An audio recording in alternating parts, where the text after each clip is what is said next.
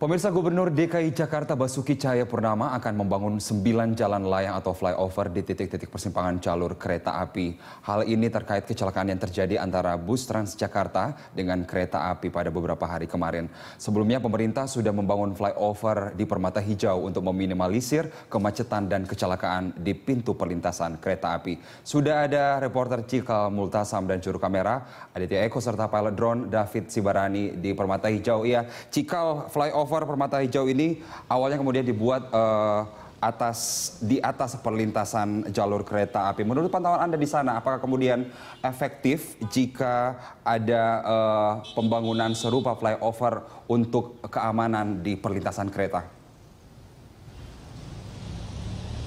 Tentunya ada pemandangan yang berbeda jika kita melihat beberapa waktu yang lalu di kawasan Permata Hijau ini sebelum dibangunnya flyover di kawasan Permata Hijau, Carlos. Pertama tentu saja adalah keamanan, di mana dengan adanya flyover ini, maka sebidang perlintasan kereta ini telah ditutup secara permanen, artinya dapat meminimalisir adanya kecelakaan yang melibatkan kereta dan juga kendaraan pribadi atau kendaraan lain di luar kereta seperti terjadi beberapa waktu yang lalu. Namun pemandangan yang cukup signifikan juga terjadi bagaimana ada pemandangan lalu lintas di sini terjadi. Kita sama-sama tahu, Carlos, bahwa kawasan Permata Hijau ini merupakan salah satu titik kemacetan yang cukup parah di ibu kota, karena ini adalah titik bertemu di antara kawasan yang sibuk, yaitu kawasan di Senayan, kemudian Kuningan, dan juga kawasan pemukiman di kawasan Ciledug dan sekitarnya. Artinya beberapa tahun yang lalu atau beberapa waktu yang lalu kawasan Permata Hijau ini terkenal dengan kemacetan. Namun dengan berdirinya atau telah dioperasikannya flyover di kawasan Permata Hijau ini, kami di sini juga melihat pemandangan yang cukup baik, di mana arus kendaraan atau arus lalu lintas baik dari kedua arah yang mengarah ke kawasan Ciledug maupun sebaliknya ke arah Pasar ini terpantau lancar, Carlos. Bahkan dari informasi yang kami dapatkan, beberapa pengemudi di sini juga merasakan dampak positif dari dibangunnya flyover ini. Kami juga perlu informasikan kepada Anda mengenai detail dari flyover ini, di mana flyover ini didirikan dengan menggunakan anggaran APBD sebesar 131 miliar rupiah dengan panjang sekitar 536 meter dan juga lebar 10 cm yang dibagi dua sisi yang masing-masing selebar 3,7 meter, dan baik di kedua sisi, baik yang di sisi kanan maupun di sisi kiri disediakan jalan untuk pejalan kaki. Artinya, Carlos, bahwa pejalan kaki di sini juga tidak bisa melintas di perlintasan kereta karena memang sudah ditutup secara permanen, sehingga baik dari pembangunan dari Pemprov DKI Jakarta juga menyediakan jalur pejalan kaki di bagian paling sisi paling pojok di bagian dari jembatan ini.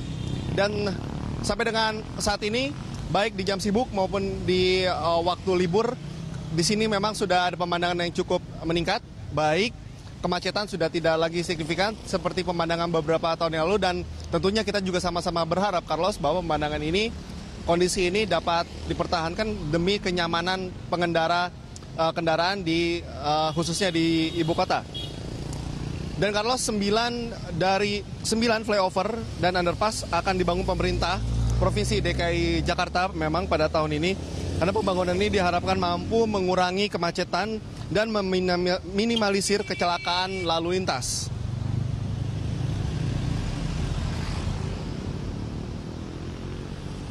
Pemerintah Provinsi Jakarta akan mulai membangun 9 jalan layang baru yang dimulai pada Juni tahun ini. Pembangunan jalan layang akan dikerjakan Dinas Marga DKI dengan anggaran 1,8 triliun rupiah. Dan berikut 9 flyover yang akan dibangun oleh pemerintah Provinsi DKI Jakarta.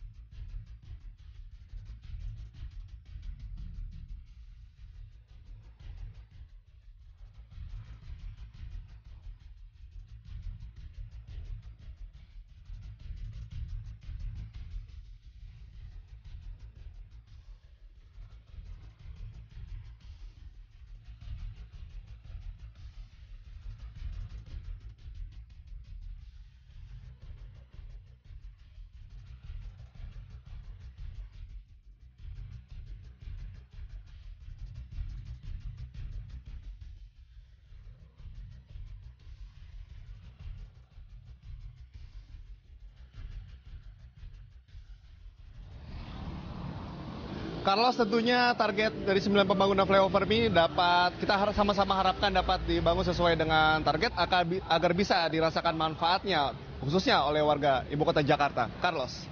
Iya, Cikal, kita kemudian melihat bahwa pembangunan flyover Permata Hijau selain kemudian sudah dapat mengurangi kemacetan, kemudian meminimalisir kecelakaan lalu lintas di sana. Lalu apakah kemudian kondisi seperti ini kemudian dapat diterapkan di titik-titik perlintasan kereta api lainnya di Jakarta?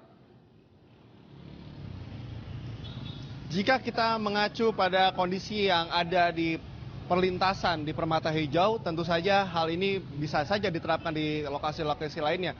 Terutama kita baru saja mengingat beberapa waktu yang lalu terjadi kecelakaan yang melibatkan antara kereta api dan juga mobil pribadi. Tentunya hal ini yang tentu saja akan dihindari dan juga hal yang tidak diinginkan. Tentu saja salah satu upaya yang bisa dilakukan oleh pemerintah, khususnya di pemerintah pusat dan juga kemudian Pemprov DKI Jakarta yang juga berkoordinasi dengan instansi-instansi yang terkait, bisa sama-sama melakukan komunikasi dan juga koordinasi bagaimana caranya meminimalisir kecelakaan yang terjadi di Jakarta.